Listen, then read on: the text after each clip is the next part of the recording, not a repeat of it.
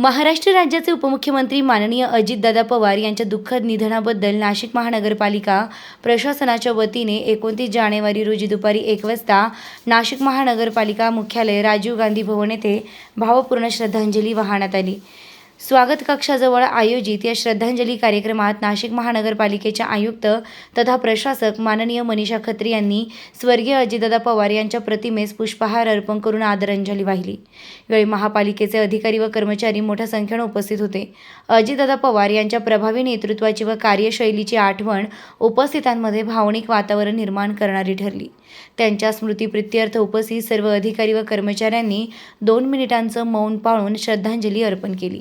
या कार्यक्रमास अतिरिक्त आयुक्त स्मिता झगडे, उपायुक्त लक्ष्मीकांत सातारकर, अजित निकट, डॉक्टर संगीता नांदुरकर, सुवर्णा दखणे, सुरेखा जाधव, शहर अभियंता संजय अग्रवाल, अधीक्षक अभियंता विनाश धनाईत, मुख्य लेखाधिकारी दत्तात्रय पाथरूट, मुख्य लेखापरीक्षक बळवंत गायकवाड यांच्यासह विविध विभागांचे अधिकारी उपस्थित होते। दरम्यान महाराष्ट्र शासनाच्या निर्देशानुसार 28 ते 30 जानेवारी या कालावधीत राज्यात शासकीय दुखवटा जाहीर करण्यात आला असून सर्व शासकीय इमारतींवर राष्ट्रध्वज अर्ध्यावर फडकविण्यात येत आहे।